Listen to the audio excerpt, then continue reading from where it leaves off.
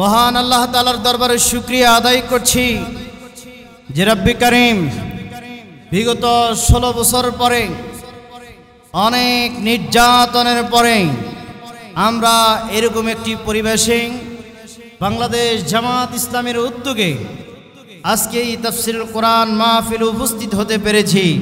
এই জন্য আমরা কি খুশি নয়? আমরা আরেকটু আওয়াজ দিব, আমরা কি খুশি নয়? আমরা মহান আল্লাহ তাআলার শুকরিয়া আদায় করি, একেবারে আল্লাহকে রাজি খুশি করে আমরা জোরে সোরে পড়ি আলহামদুলিল্লাহ।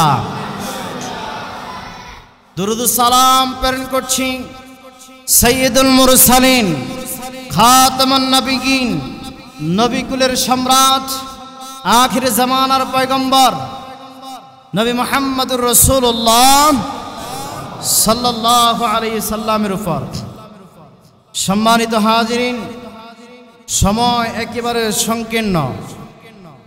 আপনারা জানেন আজকে আমরা যে সময় এখানে উপস্থিত হয়েছি, যে উপলক্ষে আজকের এই তাফসীরুল কোরআন মাহফিল, সিরাতুন নবী সাল্লাল্লাহু আলাইহি সাল্লাম, এই মাসটির নাম হলো বারে রবিউল আউয়াল মাস, ঠিক কি না?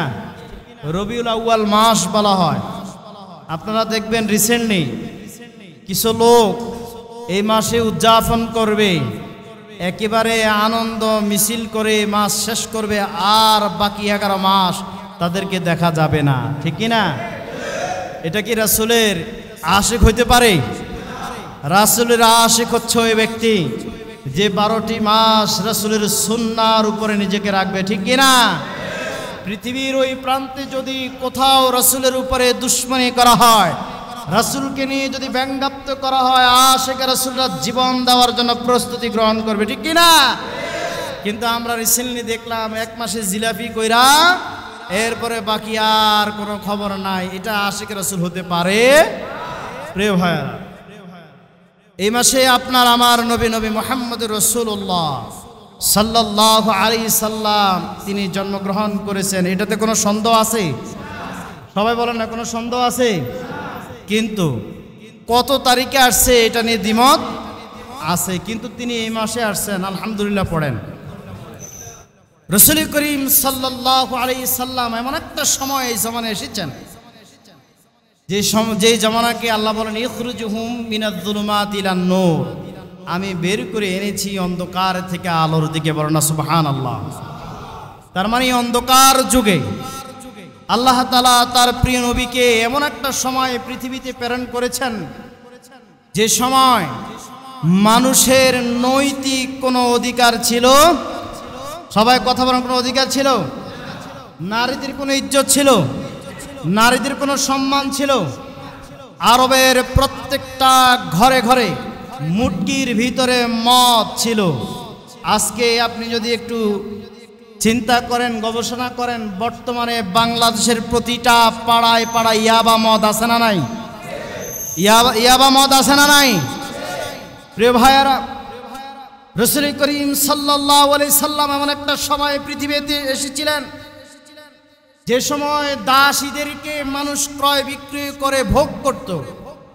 ভোগ করার পরে দাসীদের গর্ভের ভিতরে যে সন্তান আসতো, এই সন্তানকে তারা একটা পার্টি করত। ওই পার্টির মধ্যে ওই নারীকে উলঙ্গ করে জীবন্ত তাকে সিজার করে এই সন্তানকে বের করে তারা হাসি ঠাট্টা বিদ্রুপ করত, ঠিক কিনা? কতটা কুলুষিত সময় আপনার আমার নবী জমিনে এসেছিলেন, যেই জমানাটাকে আল্লাহ ইচ্ছা করলে ধ্বংস করে দিতে পারতেন। সভ্যতা এত নিচে নেমে গেছে। আপনি বাংলাদেশের বর্তমান জিনিসের দিকে তাকান। বাংলাদেশে 95% মুসলমানের দেশে একটা বিশ্ববিদ্যালয়ের আন্ডারে মসজিদে আযান হতো না। এর চেয়ে বড় জুলুম আর কি হতে পারে, ঠিক কি না? কত বড় জালেম তারা, কত বড় জালেম হলেন! একটা বিশ্ববিদ্যালয়ের মসজিদের মধ্যে তারা আযান দিতে দিত না, তাদের ঘুমের ডিস্টার্ব হতো। আমরা জানতাম না, আমাদেরকে এই জায়গা থেকে আমাদেরকে বিমুখ করা হলো। প্রিয় ভাইয়েরা, রাসূল করিম সাল্লাল্লাহু আলাইহি সাল্লাম যে জামানায় এসেছিলেন আল্লাহর নবী এসে জমানাটাকে চেঞ্জ করে দিলেন। তিনি এসে নারীদেরকে সম্মান দিলেন। তিনি এসে কলুষিত সমাজটাকে সোনার সমাজে রূপান্তরিত করে দিলেন। তিনার নাম হলো মুহাম্মাদুর সাল্লাল্লাহু। প্রিয় ভাইরা, সময় যেহেতু কম, আমাদের বিজ্ঞ আলোচক মুহাদ্দিস আবু নসর আশরাফি, তিনি এই এলাকার সন্তান। আলহামদুলিল্লাহ পড়েন। এই এলাকার সন্তান নয়, আমরা তো গর্ব করি এত বড় একজন আলেম। তিনার শিডিউল ছিল না, রিকোয়েস্ট করে তিনার শিডিউল আমরা এখানে এনেছি। আর তিনিও এলাকার মানুষকে খুবই ভালোবাসেন, দায়িত্বশীল বলেছে ভাই আপনাকে এখানে আসতে হবে। সামদিনায় প্রোগ্রাম রেখে নিজের এলাকার মানুষের জন্য চলে এসেছেন। আমরা পড়ি আলহামদুলিল্লাহ।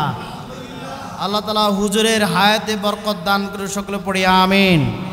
রাসূল করিম সাল্লাল্লাহু আলাইহি সাল্লাম, আমরা ওনার জীবনটাকে যদি দুই ভাগে ভাগ করি, কয় ভাগে? 40 বছর, এরপরে 23 বছর। কত বছর হলো? কথা বলেন, কত বছর? আমরা যারা এখানে আছি সবাই দায়িত্বশীল, ঠিক কি না? আমরা সবাই সংগঠনের সাথে জড়িত আছি না নাই? আমরা এই আলোচনা পূর্ব শুনেছি, শুধু একটু মনে করে দিতে চাই। রাসূলুল্লাহ সাল্লাল্লাহু আলাইহি সাল্লামের জীবনটাকে আমরা দুই ভাগে ভাগ করব। কয় ভাগে? 40 বছর পর্যন্ত তিনি নবুয়ত পান নাই, 40 বছরের পরে নবুয়ত। বাকি 23 বছরকে যদি আমরা দুই ভাগে ভাগ করি, তাহলে মক্কা জীবন কত বছর কাটিয়েছেন? সবাই বলে না কত বছর? আর মদানী জীবন কত বছর? প্রিয় ভাইয়েরা, খুব কান খাড়া করে শোনেন। আপনি এখান থেকে ঢাকা রওনা দিয়েছেন, আপনি আল আরাফা বাসে উঠেছেন, কিন্তু বাস কুমিল্লা বিশ্ব রোডে গিয়ে সেটা নোয়াখালীর দিকে রওনা দিয়েছে। বলেন তো আপনি কি কোশ্চিনকালেও ঢাকা যাবেন? সবাই বলেন ঢাকা যাবেন? রাস্তাটা কোথায় যাবে? নোয়াখালী। রাসূলুল্লাহর আদর্শ জীবনটাকে আমরা ধারণ করে ন্যায় ইনসাফ ভিত্তিক সমাজ প্রতিষ্ঠা করে মহান আল্লাহ তাআলার সন্তুষ্টি অর্জন করায় বাংলাদেশ জামাত ইসলামীর কাজ, ঠিক কিনা? প্রিয় ভাইয়েরা, তাহলে রাসূলুল্লাহর জীবন থেকে আজ পর্যন্ত এই জীবনটা যদি আপনি একটু চিন্তা করেন, যদি দেখেন রাসূলুল্লাহর জীবনের সাথে বর্তমান আপনার মিল আছে, তাহলে মনে করবেন আপনার গাড়ির রাস্তায় ঢাকা। আপনি চিন্তা করেন রাসূলের মক্কা জীবনের দিকে যদি তাকান, এমন কোন নির্যাতন নাই, এমন কোন স্টিম রোলার নাই যেটা রাসূলের প্রতি চালানো হয় নাই। রাসূলের মক্কা জীবনকে 4 ভাগে ভাগ করেছে। কয় ভাগে? 4 ভাগে। প্রথম 41, 42, 43, 3 বছর যদি আমরা চিন্তা করি, একেবারে গোপনে তিনি দাওয়াতি কাজ করেছিলেন। কিভাবে দাওয়াতি কাজ করছেন? গোপনে। যারা আল্লাহর জমিনে দ্বীনকে প্রতিষ্ঠিত করতে চায়, তারা কি গোপনে দাওয়াতি কাজ করেছিল? সবাই বলেন করেছিল। তাহলে আপনার রাস্তা ঠিক না ব্যাঠিক? সবাই বলেন ঠিক না ব্যাঠিক? আল্লাহর নবীও গোপনে দাওয়াতি কাজ করেছে, আপনিও তো গোপনে দাওয়াতি কাজ করেছেন। আপনার রাস্তা সঠিকে? প্রিয় ভাইয়েরা, রাসূল করিম সাল্লাল্লাহু আলাইহি সাল্লাম একেবারে গোপনে দাওয়াতি কাজ করে 3 বছর গোপনে দাওয়াতি কাজ করে মাত্র 4 জন ইসলাম গ্রহণ করেছেন। কতজন? 4 জন। তার মধ্যে সর্বপ্রথম তিনার বিবি আমাদের মা উম্মুল মুমিনিন হযরত খাদিজাতুল কুবরা রাদিয়াল্লাহু তাআলা আনহা। হযরত যায়েদ ফালক পুত্র, যিনাকে গোলাম বলা হয়, দ্বিতীয়তে তিনিই করেছেন। তিনার চাচাতো ভাই হযরত আলী, তিনার বন্ধু হযরত আবু বকর সিদ্দিক রাদিয়াল্লাহু তাআলা, এই 4 জন ইসলাম গ্রহণ করেছে। বলেন না সুবহানাল্লাহ। একেবারে গোপনে তিনারা যখন ইসলাম গ্রহণ করেছেন, ইসলাম গ্রহণ করার পরে তিনাদের উপরে এত বেশি নির্যাতন, এত বেশি নিপীড়ন শুরু হয়ে গেল, এত বেশি নির্যাতন শুরু হয়ে গেল, পরবর্তীতে যারা ইসলাম গ্রহণ করেছে তাদের উপরে আরো বেশি নির্যাতন শুরু হয়েছে। বলেন, ইতিমধ্যে যারা এই দেশে আল্লাহর জমিনে দ্বীনকে প্রতিষ্ঠিত করতে গিয়ে যারা নির্যাতনের শিকার হয়েছে নাকি হয় নাই? জেলে গিয়েছেন, ফাঁসির কাস্টে ঝুলেছিলেন, তাহলে রাস্তা সঠিকই ছিল না ব্যাঠিকই ছিল? মনে রাখবেন, যে আন্দোলনে জেল নাই যে আন্দোলনের জুলুম নাই, যে আন্দোলনের ফাঁসি নাই, মনে রাখবেন এই আন্দোলন না, এটা শয়তানের আন্দোলন, ঠিক কিনা? প্রিয় ভাইয়েরা, আল্লাহর নবী সাল্লাল্লাহু আলাইহি সাল্লাম যদি হাত তোলেন দোয়া কবুল করে নেন কে? সবাই দোয়া কবুল করে নেন কে? তিনি এমন নবী, শরীয়তের বিধানে যদি তিনি হালালকে যদি হ্যাঁ বলেন হালাল হয়ে যায়, শরীয়তের বিধানে যদি তিনি না বলেন হারাম। হযরত আবু বকর সিদ্দিক হযরত আবু হুরায়রা রাদিয়াল্লাহু তাআলা আনহু রাসূলের কাছে এসেছিলেন, বলেন ইয়া রাসূলুল্লাহ, আমার মা আমাকে মেরেছে। রাসূলুল্লাহ বলেছেন, তোমার মা তোমাকে মেরেছে, আমি কি করব? আমি কি তোমার মায়ের বিচার করতে পারবো? এই পারমিশন তো আমার নাই। আবু হুরায়রা বলেন, ইয়া রাসূলুল্লাহ, আমি বিচার দেওয়ার জন্য আসি নাই, আপনি আমার মায়ের জন্য একটু দোয়া করেন, বলেন না সুবহানাল্লাহ। আবু হুরায়রা দৌড়াতে আরম্ভ করলেন, আল্লাহর নবী হাত তুললেন, আবু হুরায়রা দৌড়াইতে লাগলেন। সাহাবায়ে কেরাম পিছন দিক থেকে জামা টেনে ধরলেন, ও আবু হুরায়রা দৌড়াও কেন? বলল, আমাকে ছেড়ে দাও, আমি দৌড়িয়ে ঘরে যেতে চাই। আমার দৌড় আগে পোষায় নাকি রাসূলুল্লাহর দোয়া আগে পৌঁছে যায়? বলেন আল্লাহু আকবার। আপনারা ইতিহাস জানেন, আবু হুরায়রা ঘরে যাওয়ার আগেই দেখলেন তিনার মা একেবারে শান্ত শিষ্ট হেদায়েতের পথ পেয়ে গেছে, বলেন আল্লাহু আকবার। আচ্ছা বলেন, আমার এই কথা বলার উদ্দেশ্য আছে না নাই? যে রাসূল দোয়া করলে মানুষ হেদায়েত হয়ে যায়। দুইজন আবু জাহেলের জন্য দোয়া করলেন, একজনকে আল্লাহ তাআলা কবুল করলেন, তিনার নাম হযরত ওমর ইবনে খাত্তাব রাদিয়াল্লাহু তাআলা। আল্লাহর নবী দোয়া করছে, কবুল হয়েছে নি? প্রিয় ভাইরা, যে আল্লাহর নবী দোয়া করলে কবুল হয়ে যায়, সে আল্লাহর নবী 27 কিংবা 30টি যুদ্ধের সেনাপতির দায়িত্ব পালন করেছিলেন, ঠিক কিনা? খুব খেয়াল করেন, আমরা যারা মনে করি শুধু মসজিদে বসে তাফসীর টিপলে আর নফল নামাজ পড়লে আল্লাহ তাআলা আমাদের কি বিজয় দান করবে, এত সহজ, এত সহজ? ইসলাম কি মামুর বাড়ি আবদারে নাকি? জান্নাত কি মামুর বাড়ি আবদারে নাকি?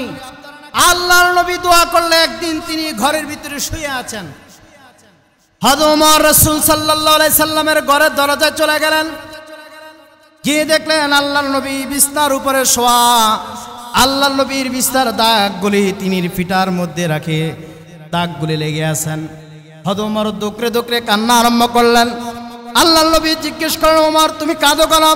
বলে, ইয়া রাসূলুল্লাহ সাল্লাল্লাহু আলাইহি সাল্লাম, দুনিয়ার বুকে কাফের মুশরিকেরা কত আরাম আয়েশে জীবন কাটালেন, আর সাইয়্যিদুল মুরসালিন খাতামুন নাবিয়্যিন জিনার আগে কেউ জান্নাতে প্রবেশ করতে পারবে না, সে রাসূলুল্লাহ খাটের মধ্যে একেবারে শুয়ে আছেন। ইয়া রাসূলুল্লাহ, আমার সহ্য হয় না।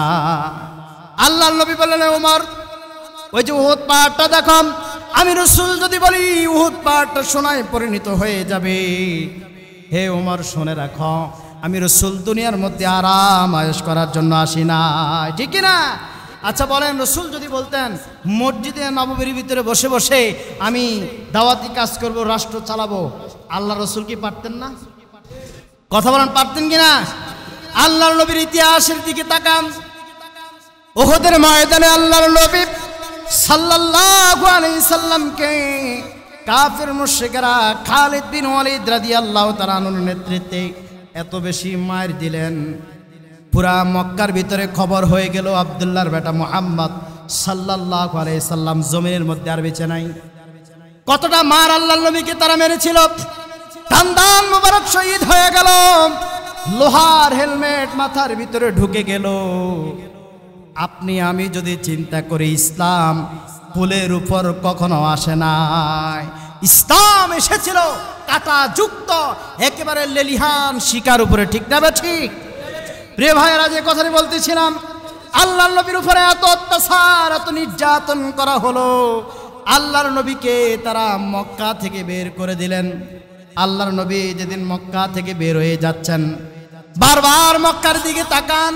হযরত আবু বকরকে নিয়ে তিনি যখন বের হয়ে গেলেন, আল্লাহ বলেন, ইন্নাল্লাহা মা'ানা, হে নবী আপনি কেন চিন্তা করেন, নিশ্চয়ই আমি আল্লাহ ও চিরেই আপনাকে বিজয় দান করব, সুবহানাল্লাহ। আচ্ছা বলেন, আল্লাহ কি আল্লাহর নবীকে বিজয় দান করেন নাই? করছেন কিনা? যে কাফের মুশরিকেরা আল্লাহর নবীকে মক্কা থেকে বের করে দিয়েছেন, দাওয়াতি কাজ করতে দেন নাই। আল্লাহর নবীকে যারা মক্কা থেকে বের করে দিয়েছেন ফতে মক্কার পরে 10,000 সাহাবী নিয়ে তিনি মক্কাটা বিজয় করেছেন, কি করেন নাই? কি কথা করছেন না রে ভাইরা? হতাশ হবার কোনো কারণ নাই, হতাশ হবার কোনো কারণ নাই। যারাই আল্লাহর জমিন আল্লাহর দ্বীনকে প্রতিষ্ঠিত করার জন্য যুগে যুগে চেষ্টা করে গিয়েছেন, আল্লাহ বলেন ওই সমস্ত মানুষদেরকে আমি এইভাবে ক্ষমতা দেই না। যারা সর্বোচ্চ চেষ্টা করেন, সর্বোচ্চ চেষ্টা যারা করেন তাদের উপর আমি আল্লাহর ক্ষমতা আমি আল্লাহ তাদেরকে দান করি। কেমন ক্ষমতা আল্লাহ তাআলা দিবেন, কেমন চেষ্টা করতে হবে আল্লাহ তাআলা বলেন ফাঁসির কাস্টে চলে যাবে। সাহাবায়ে কেরামকে বলা হলো এক্ষুনি তোমরা যদি ঈমান ছেড়ে না দাও তাহলে তোমাদেরকে শুলে চড়ানো হবে।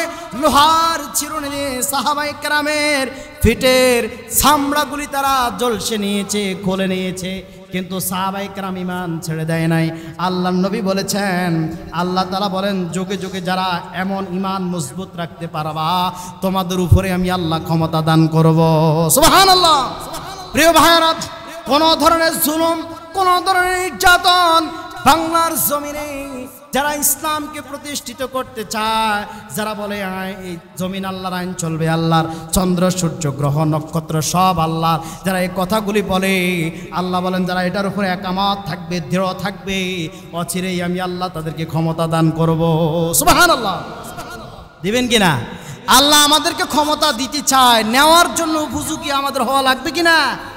কথা বলা লাগবে কিনা? প্রিয় ভাইয়েরা, আমাদেরকে কেমন হওয়া লাগবে? আল্লাহ নবী সাল্লাল্লাহু আলাইহি সাল্লাম দাওয়াত দেওয়ার জন্য তিনি কিছু কৌশল করেছেন। কি করেছেন? কৌশল করছেন না? আমরা যারা এখানে আছি রিপোর্ট রাখেন না অনেকে, রিপোর্টের এক পাশে দেখবেন কিছু দাওয়াত দানের, আপনি কাকে কাকে দাওয়াত দিবেন এরকম লিস্ট আছে না নাই? কথা বলেন, আছে না নাই? আল্লাহ নবী সাল্লাল্লাহু আলাইহি সাল্লাম তিনি কিছু গবেষণা করলেন, চিন্তা করলেন কাকে দাওয়াত দেওয়া যায়। আল্লাহ নবী সাল্লাল্লাহু আলাইহি সাল্লাম দাওয়াত দেওয়ার জন্য তিনি মনস্ক করলেন, ইস্তেখারা করলেন, মুরাকাবা করলেন কাকে কাকে দাওয়াত দেওয়া যায়। আল্লাহ নবী সাল্লাল্লাহু আলাইহি সাল্লাম স্থির করলেন, চিন্তা করলেন ওই সমস্ত ব্যক্তিদেরকে আগে দাওয়াত দিব যারা আমার চরিত্র সম্পর্কে কথা বলেন, যারা আমার চরিত্র সম্পর্কে জানে, যারা আমার নীতি নৈতিকতার সম্পর্কে জানে। আপনিও দাওয়াত দিবেন আর আল্লাহ নবীও দাওয়াত দেওয়ার জন্য কৌশল করছে। আমরা এখন গড় হাতে দাওয়াত দেই, কোনো কৌশল নাই, কোনো কৌশল নাই, এই দাওয়াতের কোনো মূল্য নাই। রাত্রিবেলায় আপনি চিন্তা করবেন কাকে দাওয়াত দেওয়া যায়, আপনি 5 জনের লিস্ট করবেন, 3 জনের লিস্ট করবেন, চিন্তা করবেন কাকে দাওয়াত দেওয়া যায়। আগে নিজের এলাকার লোকে আগে দাওয়াত দিবেন যারা আপনার চরিত্র সম্পর্কে জানে।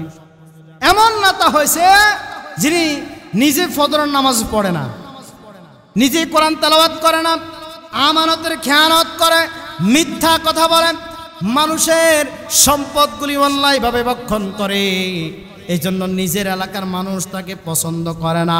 প্রিয় ভাইরা, আপনারা জানেন আল্লাহর নবীকে সাদিকিন বলা হলো, আল্লাহর নবীকে আলামিন বলছে না? কথা বলেন, কিসের জন্য বলছে? 40 বছর পর্যন্ত আমরা যদি চিন্তা করি আল্লাহর নবীকে কেন আলামিন উপাধি দিয়েছিল? আমানতের খেয়ানত করছে নাকি? কথা বলেন, আমানতের খেয়ানত করছে। এখানে অনেকে আছেন যে ভাইয়ের হকটা আপনি বুঝে দিতে পারেন নাই, এখানে অনেকে আছেন বোনের হক দিতে রাজি না। আল্লাহ তাআলা বলে দিয়েছেন ভাই 2 ভাগের 3 ভাগের 2 ভাগ পাবে, বোন পাবে 1 ভাগ, তিনি দিতে রাজি না। আল্লাহর কোরআনের বিরোধিতা করে কি করে না? তাহলে মানুষ আপনার দাওয়াত কেন গ্রহণ করবে? মানুষ কেন আপনার দাওয়াত গ্রহণ করবে? আল্লাহ আমাদেরকে ক্ষমতা দিতে চায়। আমরা এখনো ঘরের ভিতরে শুয়ে আছি, আমরা এখনো ঘুমের মধ্যে আছি। প্রিয় ভাইরা, যে কথাটি বলতে চায়, আল্লাহ নবী সাল্লাল্লাহু আলাইহি সাল্লাম ঠিক করলেন ওই সমস্ত ব্যক্তিদেরকে আগে দাওয়াত দিবেন যারা আমার নীতি নৈতিকতা সম্পর্কে জানে, যারা আমার চরিত্র সম্পর্কে জানে, ঠিক কিনা? তাহলে আপনিও চিন্তা করেন কাকে কাকে দাওয়াত দিবেন, যারা আপনার সম্পর্কে জানে, যারা আপনার আমানতদারিত্ব সম্পর্কে জানে, যারা জানে আপনাকে, আপনি যখন সমাজের একেবারে একটা অভিভাবক হিসেবে যখন হবেন, যখন আপনি মানুষের আমানত খেয়ানত করবেন না, মানুষের প্রতি জুলুম করবেন না, অবিচার করবেন না, নির্যাতন করবেন না, তখন মানুষ আপনার দাওয়াতে গ্রহণ করবে। ঠিক না বা ঠিক? প্রিয় ভাইরা, আল্লাহ রাব্বুল আলামিন বলেন, ওয়ামা আরসালনাকা ইল্লা রাহমাতাল লিল আলামিন। হে নবী, তামাম জাহানের জন্য আমি আপনাকে রহমত হিসাবে প্রেরণ করেছি, তামাম সৃষ্টিকুলের জন্য। মনোযোগ আছে আপনাদের? আর 2-4 মিনিট সময় দেওয়া যাবে তো ইনশাআল্লাহ, একটু মনোযোগী দেন। আল্লাহ বলতেছেন, এ রাসূল, আমি আপনাকে তামাম সৃষ্টিকুলের জন্য রহমত হিসেবে প্রেরণ করেছি। আচ্ছা বলেন, প্রাণীদের জন্য আল্লাহ নবীকে রহমত নয়? প্রয়োজনে আপনি গাছ কেটে ফেলতে পারবেন, কিন্তু বিনা প্রয়োজনে গাছের পাতাও ছেঁড়াও কি নিষেধ, ঠিক না? তাহলে আল্লাহর নবী, তিরমিজি শরীফের হাদিস, আল্লাহর নবী সাল্লাল্লাহু আলাইহি সাল্লাম রাস্তা দিয়ে যাচ্ছেন, একটা জীর্ণ শীর্ণ ওট আল্লাহর নবীর সামনে এসে হাজির হয়ে গেলেন। আল্লাহর নবীর সামনে হঠাৎ চোখ বেয়ে বেয়ে পানি পড়তে আরম্ভ করলেন। আল্লাহর নবী সাহাবায়ে কেরামকে বললেন, এই ওটের মালিককে, তাকে খবর দাও। ওটের মালিককে খবর দেওয়া হলো। আল্লাহর নবী সাল্লাল্লাহু আলাইহি সাল্লাম তাকে বললেন, এ ওটার চোখের পানি দ্বারা আমাকে বোঝাতে লাগলেন, আমার মালিক আমাকে দ্বারা প্রচুর খাটায়, অনেক গাদা খাটনি খাটায়, আমাকে খাবার দেয় না। এ ওটের মালিক শুনে রাখো, কিয়ামতের ময়দানে আল্লাহ রাব্বুল আলামিন তুমি যে তার উপর অবিচার করেছ, এই জন্য তোমার বিচার হবে, তোমাকে জাহান্নামে যেতে হবে। তাহলে আল্লাহ রাসূল সাল্লাল্লাহু আলাইহি সাল্লাম প্রাণীকুলের জন্য রহমত ছিলেন কি ছিলেন না? কথা বলেন, ছিলেন কি ছিলেন না? তিনি নারীদেরকে সমাজে প্রতিষ্ঠিত করেছেন, নারীদের সম্মান দিয়েছেন, তিনি শ্রমের মর্যাদা দিয়েছেন। রাসূলুল্লাহ সাল্লাল্লাহু আলাইহি সাল্লাম কলুষিত সমাজটাকে, একেবারে নোংরা সমাজটাকে তিনি একেবারে সাম্য সম্প্রীতি, এই সমাজটাকে একেবারে সুন্দর সার্বভৌম একটা রাষ্ট্র তিনি গঠন করেছে কি করে নাই? করছে না? আমরাও আল্লাহ যদি আমাদের উপরে সেই সমাজটা আমাদের কাঁধে, সেই রাষ্ট্রটা যদি আমাদের উপরে তুলে দেন, আমরা কি সেই কাজ করতে পারবো? আমরা আমানতদারিতা রক্ষা করতে পারবো? নাকি সরকার থেকে যেটা বাজেট আসবে, সেদিন আমরা, আমাদের সম্মানিত মেহমান এখানে আছেন, গত পরশুদিন না তিনি গতকালকে আমরা যখন উপজেলা প্রশাসনিকের সাথে দেখা করতে গেলাম, কথা বললাম, তখন উপজেলা প্রশাসনিক বলছে যে ভাই, উপর থেকে এমন কিছু চাপ আমাদের কাছে আসে। কেমন চাপ? যে অমুক নেতার কিছু আলাদা রিকোয়েস্ট থাকে যে আমার এত প্যাকেট লাগবে, আমার এত বরাদ্দ লাগবে। কয়ভাবে আস্তে আস্তে তৃণমূলে অল্প কিছু আসে, এরপরে স্থানীয় নেতারা নিজের পকেট ভর্তি করে, এরপরে যদি আদারের মতন কিছু পান, এটা আপনাদের জন্য কিছুই কি কথা বলা হয়নি। কিন্তু আমরা আশ্বাস দিয়ে এসেছিলাম, বাংলাদেশ জামাত ইসলামীর নেতৃবৃন্দ যদি এই দেশে ক্ষমতা আসে, জনগণের সম্পূর্ণ যতটুকু অধিকার আছে প্রত্যেকটা অধিকার ঘরে ঘরে পৌঁছে দেওয়া হবে ইনশাআল্লাহ। আপনারা জোরে বলতে পারবেন তো ইনশাআল্লাহ? আপনারা জানেন 12 নং আশরাফপুর ইউনিয়নে গেল এই বন্যার্তদের মাঝে আমরা 320টি পরিবারে আমরা ত্রাণ উপহার সামগ্রী পৌঁছে দিয়েছি, বলেন আলহামদুলিল্লাহ। 120টি পরিবারে আমরা জামা কাপড় পৌঁছে দিয়েছি। আমাদের নেতৃবৃন্দ আগে, আমাদের টিম আগে কে পাবে পৌঁছে দিয়েছি, তাকে আসতে হয় নাই। আমরা কি এমন সমাজ চাই না? কথা বলেন, এমন সমাজ চাই কি না? এমন সমাজ যদি চাই, তাহলে ওই সমস্ত মানুষদেরকে আমাদেরকে সাপোর্ট করা লাগবে, ঠিক কি না?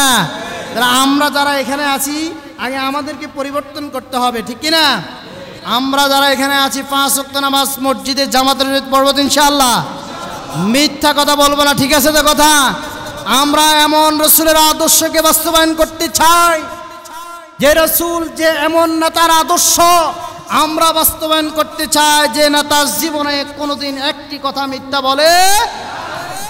আর আপনারাও এমন নেতার আদর্শ বাস্তবায়ন করতে চান, যে নেতা আপনি বুকে হাত দিয়ে বলতে পারবেন না আপনার নেতা কোনোদিন মদ খায় নাই, আপনার নেতা কোনো মানুষের প্রতি জুলুম করে নাই, আমরা ওই সমস্ত মানুষদেরকে নেতা হিসেবে মানতে চাই না।